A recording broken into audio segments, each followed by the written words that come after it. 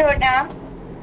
আমার পরম আরাধ্য গুরুদেব স্বামী শিবানন্দ বাবার শ্রী চরণ কমলে জানাই আমার অন্তরের অন্তঃস্থলের ভক্তিপূর্ণ দণ্ডবৎ প্রণাম।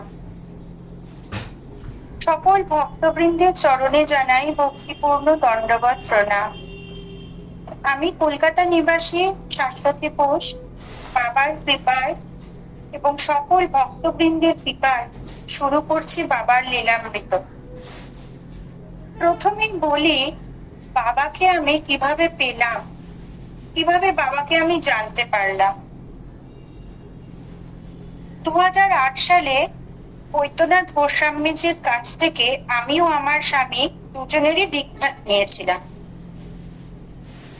উনিও ছিলেন একজন সিদ্ধ মহাপুরুষ। বহু অলৌকিক ঘটনার সাক্ষী আমি। এই দীক্ষা গ্রহণের মাধ্যমে আমার আধ্যাত্মিক জীবনের সূচনা হয়। ওনার সান্নিধ্যে আমি গুরু শিষ্যের সম্পর্ক কি এবং তা কত মধুর হতে পারে ও আধ্যাত্মিক জীবনের প্রকৃত অর্থ কি তা একটু উপলব্ধি করতে শিখি। সবে তো এই জগতে পদার্পণ।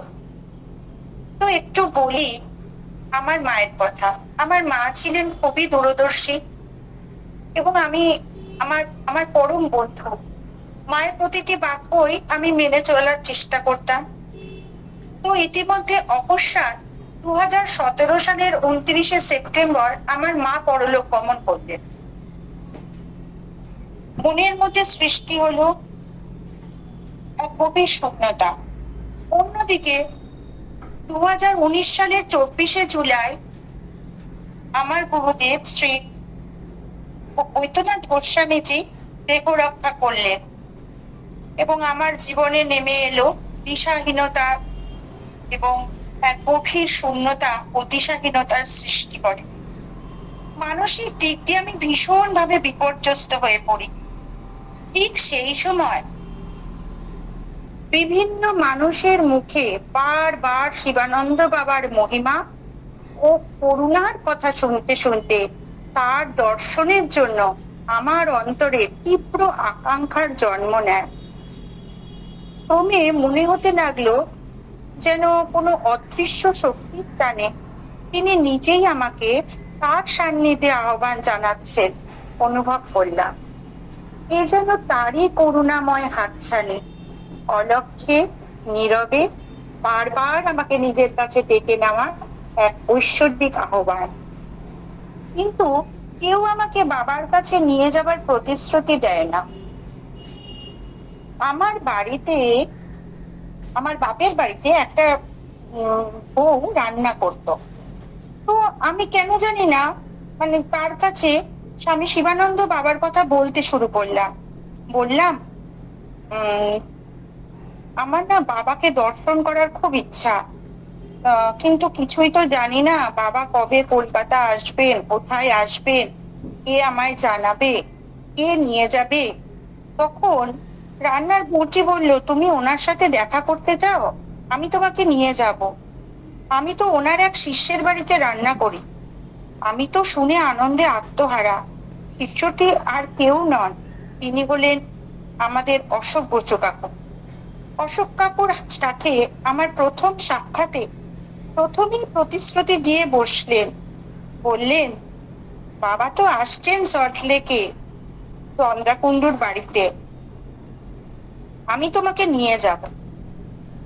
2019 সালের 19শে সেপ্টেম্বর সল্টলেকে তন্দ্রাদির বাড়িতে আমার প্রথমবার গুরুদেবের দর্শন লাভের সৌভাগ্য হয় অশোক কাকুর দৌলতে। একটি হরিতকি দিয়ে আমি বাবাকে সশ্রদ্ধ প্রণাম নিবেদন করেছিলাম। প্রথম সাক্ষাতেই তিনি অত্যন্ত স্নেহ করে আমাকে বসতে বললেন। আমার নাম, কোথায় থাকি, আমার পরিবারের বিষয় জানতে চান।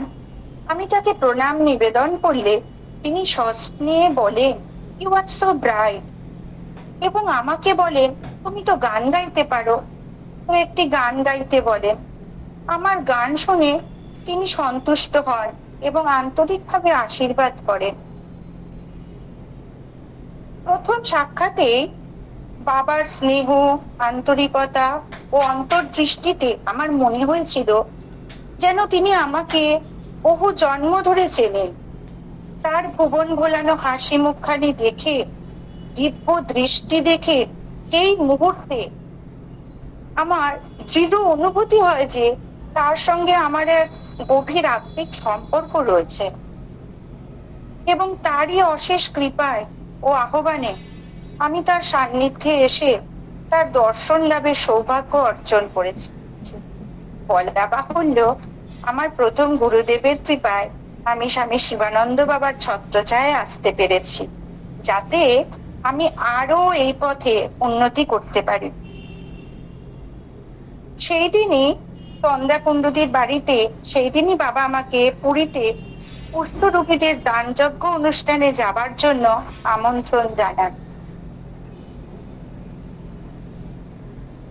2019 ডিসেম্বর মাসে দিতে স্বামী শিবানন্দ বাবার আয়োজিত কুষ্ঠ রোগীদের দানযজ্ঞ ছিল এক অনন্য মানব সেবার মহোৎসব, যার মাহাত্ম্য সত্যি অপরিসীম। তিনি মাধব জ্ঞানে মানব সেবার আদর্শকে জীবন্ত করে তুলেছিলেন এই দানযজ্ঞের মাধ্যমে। তার অশেষ কৃপায় আমি এই মহাপুণ্যময় অনুষ্ঠানের প্রত্যক্ষ দর্শনের সৌভাগ্য লাভ করি।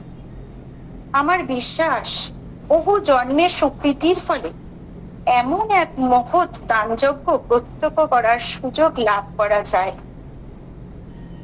এই অভিজ্ঞতা আমার জীবনের এক অমূল্য ও চিরস্মরণীয় প্রাপ্তি। এই দানযজ্ঞের মাধ্যমে গুরুদেব আমাদের শিক্ষা দিয়েছে যে কলিযুগে দান ও সেবাই সর্বোৎকৃষ্ট ধর্ম, এবং তা সঠিক স্থানে, সঠিক সময়, সঠিক পাত্রে দান করা কর্তব্য, যা মানব কল্যাণের একটা অন্যতম শ্রেষ্ঠ পথ। তিনি কেবল কথায় নয়, নিজের জীবন, নিয়মানুবর্তিতা, সাধনা, অনুশীলন এবং প্রতিটি কর্মের মধ্যে দিয়ে আদর্শ জীবনযাপনের দৃষ্টান্ত স্থাপন করেছিলেন, যা আমাদের হৃদয়ে ছায়া ফেলে গেছে। তার সমগ্র জীবনে ছিল মানব সেবা, আত্মশুদ্ধি, ত্যাগ, বৈরাগ্য ও ধর্মময় জীবনের এক উজ্জ্বল শিক্ষা। গুরুদেবের দর্শনেই প্রশান্তি মেলে। তাই গুরুদেব যখনই কলকাতায় আসতেন, আমি আন্তরিকভাবে তার দর্শনের জন্য ছুটে যেতাম।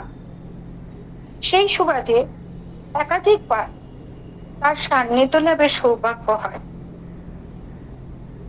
2020 সালের 17 জুলাই আমার জন্মদাতা পিতা পরলোক গমন করে। জীবনের সেই সময়, সেই অন্ধকার সময়টায় যখন আমি মানসিক ও শারীরিক দুদিক থেকে ভেঙে পড়েছিলাম, তখনই প্রথম বুঝি স্বামী শিবানন্দ বাবার অলৌকিক শক্তি। বাবার কিছু স্মৃতি আজও আমার মনে গেঁথে আছে। তিনি যে অন্তর্যামী, সেটা আমি বারংবার টের পেয়েছি। মুখে কিছু না বললেও উনি আমার মনের ভেতরে সব কথা, সব কষ্ট, সব যন্ত্রণা বুঝে যেতেন। মনে হতো বাবা যেন আমার হৃদয়ের ভেতরটা আয়নার মতো দেখতে পান, সব গুপ্ত যন্ত্রণা পড়ে ফেলতেন। মুখে কিছু চাইনি। একদিন চোখের জল লুকিয়ে বাবাকে প্রণাম নিবেদন করতে গেছি। বাবা শুধু মাথায় হাত রাখলেন, ব্যাস মুহূর্তের মধ্যে ভেতরের ঝড়টা যেন থেমে গেল। মনে হলো বুকের উপর চেপে থাকা পাথরটা কেউ সরিয়ে দিল। বাবার নীরব উপস্থিতি, স্নেহ, করুণাময় দৃষ্টি, আশীর্বাদ আমার বুকের ভেতরে জমে থাকা জ্বালা, যন্ত্রণা, কষ্ট মুছে দিল। সেদিন থেকেই বুঝেছি উনি শুধু গুরু নন, গুরুরূপী ভগবান, আমার নতুন জীবনের কারণ। আজও বিপদে পড়লে মনে হয় উনি অলক্ষ্যে থেকে সব দেখছে, আগলে রাখছে।